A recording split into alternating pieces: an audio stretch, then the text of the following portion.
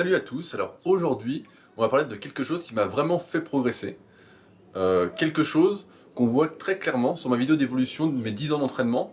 Je pense que c'est la 4 ou 5e année, d'un coup j'ai vraiment progressé. Alors qu'est-ce que j'ai fait pour ça? Qu'est-ce que j'ai changé? Alors pour beaucoup, pour certains ça ne va pas leur plaire, mais c'est pourtant ce que je vous recommande et ce que je préconise la plupart du temps, que ce soit sur l'entraînement ou sur la diète, et en l'occurrence là c'est sur la diète, à savoir qu'il faut peser ses aliments pour progresser. Alors beaucoup voient ça comme une contrainte, comme quelque chose qui rend asocial.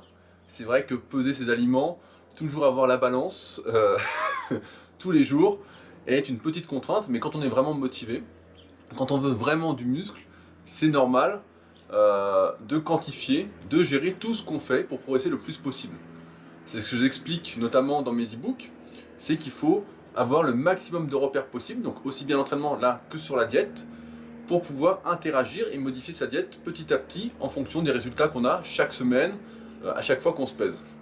Et c'est vraiment important, parce que si on n'a pas ces repères, on va pas pouvoir savoir pourquoi on prend du gras, pourquoi on grossit pas, ou pourquoi on sèche pas. Alors que là, en quantifiant tout, en pesant tout ce qu'on mange, notamment les féculents, on va pouvoir interagir à chaque pesée pour modifier ou pas son alimentation en fonction des résultats qu'on obtient. Donc c'est vraiment important cette notion d'exactitude, de savoir ce qu'on fait. C'est comme l'entraînement, comme je le dis sur rudicoya.com dans ma vidéo, je crois que c'est sur le coaching. Plus on a de repères, plus on contrôle les choses, et on sait justement ce qu'il faut faire en musculation pour réussir. Donc là, comme je vous le dis, il faut peser ses aliments. Et bien forcément, on a plus de chances de progresser et de devenir le meilleur possible. Alors certains me diront que ils connaissent tous un pote super sec, super musclé, qui mange n'importe quoi, qui est hyper doué, qui mange des pizzas, qui mange des hamburgers, et puis qui a les abdos, qui prend pas de gras, et qui en plus progresse, n'a pas de blessure, n'a rien.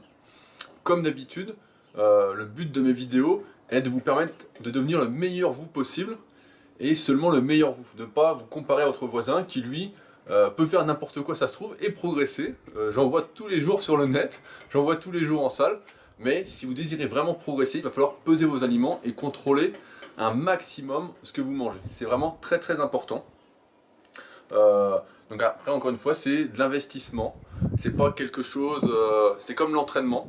Plus on s'investit en s'entraînant, en s'étirant, en se massant, etc. Comme je rappelle dans les podcasts super physiques que vous regardez tous chaque semaine, j'imagine. Plus on s'investit et plus on est récompensé. Donc c'est normal que là, plus vous allez contrôler ce que vous mangez et plus vous allez pouvoir gérer votre progression. Pour progresser, prendre du muscle, prendre de la force séchée, suivant vos objectifs. Donc c'est vraiment important et c'est vraiment moi ce qui m'a fait exploser, exploser entre guillemets, au cours de ma 4e, 5e année, lorsque j'ai fait mon premier régime et que j'ai commencé à peser mes aliments. Auparavant je ne les pesais pas, et donc je me disais bah, j'ai faim, je mange plus, j'ai pas faim, je mange moins, etc. C'était vraiment du hasard et on ne peut pas laisser, et j'ai bien compris avec le temps, sa progression déterminée par le hasard, par un coup de chance. On peut la contrôler, on peut arriver à forcer la nature à nous faire progresser.